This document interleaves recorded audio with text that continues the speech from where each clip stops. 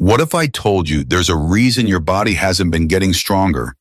Even though you've been doing everything right, you walk every day. You stay active, you even try to eat healthier. But something still doesn't feel right. You're losing strength.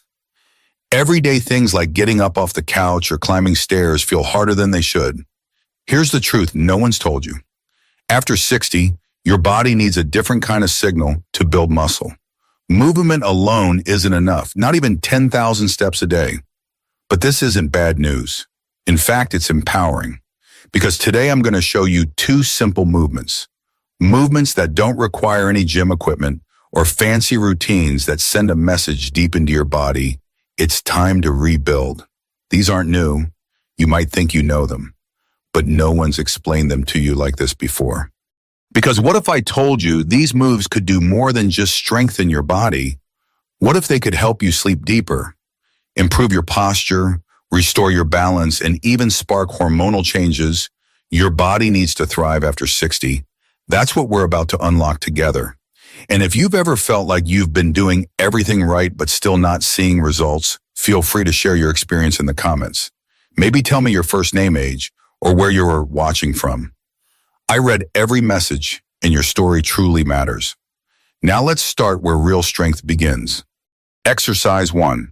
The push that pushes back time. There's a quiet kind of strength we lose without noticing the strength to open jars, to lift ourselves from a chair, to push a door with confidence. Most people don't realize they're losing it until they need it.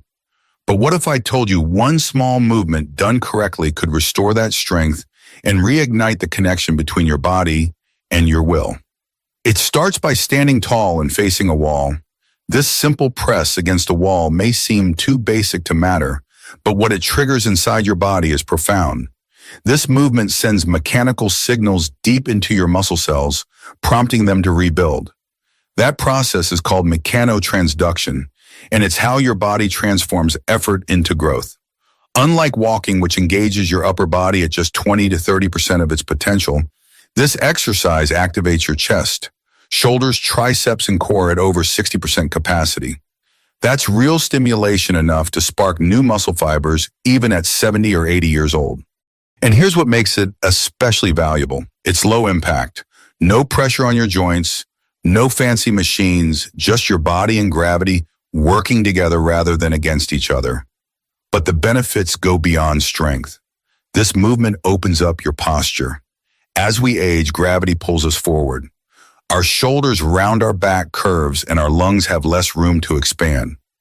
With consistent practice, this exercise strengthens the muscles that pull your chest open and align your spine. Better posture doesn't just change how you look, it changes how you breathe, digest, and sleep. It also strengthens your respiratory muscles. By controlling your breathing as you push and release, you train your diaphragm and intercostal muscles, which support deeper, fuller breaths. This can improve oxygen flow to the brain and muscles, reducing fatigue and sharpening your mind. And there's something else: neural activation. Each time you perform this movement, your brain practices sending signals to your muscles with precision. That helps improve coordination, stability, and your ability to prevent falls before they happen. So how do you do it? Stand about an arm's length away from a wall. Place your palms flat on the wall at shoulder height, fingers pointing upward. Keep your body in a straight line from head to heels, engaging your core gently. Slowly bend your elbows, bringing your chest toward the wall. Keep your elbows at a 45-degree angle, not flaring out. Lower until your nose is just a few inches from the wall. Then exhale and press back to the starting position. That's one rep. Start with 8-10 reps. Rest for 1 minute. Do 2 to 3 sets 3 times per week. If it feels too easy, step your feet further back to increase resistance. If it's too hard, move closer to the wall. Now let's talk safety. Most older adults can safely perform this movement. But if you have severe shoulder injuries, recent rotator cuff surgery, or unstable joints, consult your physical therapist or doctor first. Always listen to your body. This is about progress, not punishment. I remember a woman named June, 71 years old, living alone, fiercely independent. She started doing this movement 3 times a week. Within a month, she noticed her back pain easing, By month 2, she could lift heavier grocery bags without strain. By month 3, she said something I'll never forget. I feel like my upper body belongs to me again. And that's really what this is about. Reclaiming ownership of your body, reconnecting the strength between your brain and your muscles, rebuilding what time tried to take. This exercise won't make headlines, it won't break records, but it just might help you open that tight jar without asking for help. Or push yourself up from bed with more ease tomorrow than you did today. And sometimes that's exactly where real power begins. Exercise 2. The movement that protects your independence. There's one movement that quietly determines how long you'll be able to live independently. It's not glamorous. It won't get you compliments at the gym. But it may be the difference between rising on your own or relying on someone else to lift you. This movement isn't about fitness. It's about freedom. It's the ability to lower yourself and rise again. You perform it dozens of times a day without even thinking, getting up from the toilet, standing from a chair, climbing stairs.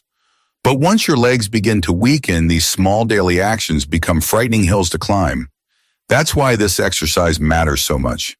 It doesn't just build your legs, it reawakens your ability to stand tall in life. What makes this movement powerful is that it targets your quads, glutes, hamstrings, and calves, your entire lower chain. But more importantly, it retrains your neuromuscular memory, the pattern of sitting and standing that so many seniors begin to lose after 60. And when you do it with intention, something remarkable happens. Your body releases natural growth hormones and testosterone even after 60, not from supplements or pills, but because your brain recognizes this movement as essential for survival. The larger the muscles involved, the louder the biological signal. In fact, a study published in the International Journal of Environmental Research and Public Health tracked 200 seniors over 16 weeks. Those who performed this movement 4 times per week gained nearly 4 pounds of lean muscle, not fat muscle. Even more impressive, their risk of falling dropped by 50%. And that's not just a number, that's fewer hospital visits, fewer broken hips, fewer weeks spent in bed, losing even more strength. Let's go deeper. When you strengthen your glutes, your largest muscle group, you improve pelvic stability, spinal alignment, and walking gait. This means better balance and less pain in your knees, hips, and lower back. The quadriceps give you the power to rise while your calves and hamstrings provide control and stability. Together, they create a foundation you can stand on literally and metaphorically. I've worked with men and women in their 70s, 80s, even 90s who struggled to get out of a car or use the restroom unassisted. And over again, I've seen this one movement give them their confidence and dignity back. So how do you do it? Find a sturdy, non-slippery chair. Stand directly in front of it with your feet shoulder-width apart, toes slightly turned outward. Extend your arms straight ahead at shoulder height for balance. Now imagine sitting in slow motion. Push your hips back first, not your knees forward. Keep your chest lifted and eyes looking ahead. Lower yourself until your bottom barely touches the chair. Don't collapse. Pause.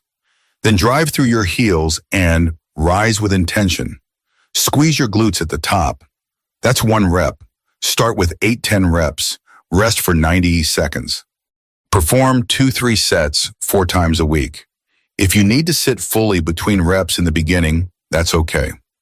Progress happens in small wins. Want to make it harder? Hover just above the chair without touching. Want it easier? Use a slightly higher surface.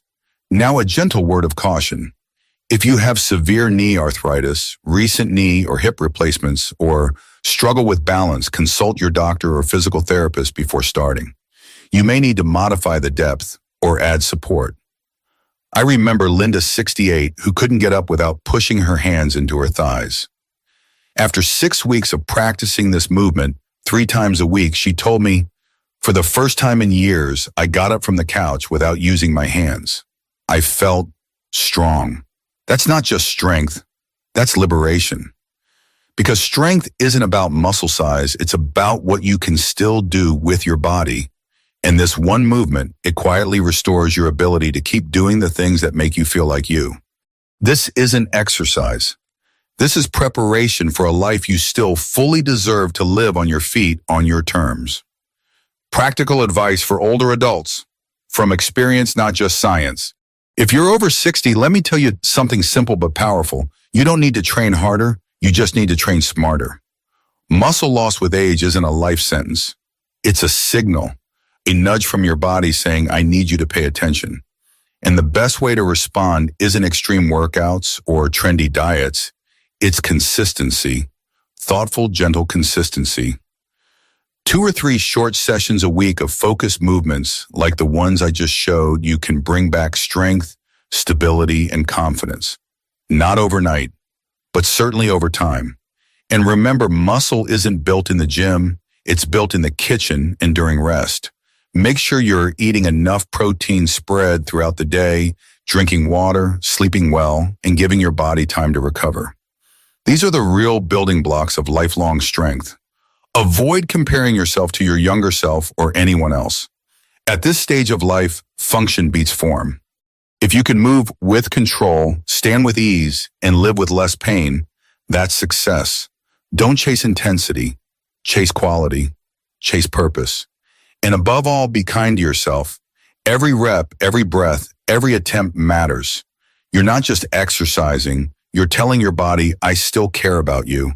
And your body is always listening. Strength isn't what you think it is. Real strength, the kind that matters most after 60, isn't loud. It doesn't show off, it shows up. It shows up when you stand tall after feeling unsteady, when you reach for a cabinet without fear, when you get out of a chair and no longer have to brace yourself with both hands. That's strength, and that's dignity. You didn't watch this video for entertainment. You came here because something inside you still wants to fight for the life you deserve. A life where you move freely, breathe deeply, and trust your body again. These 2 simple exercises are more than just movements.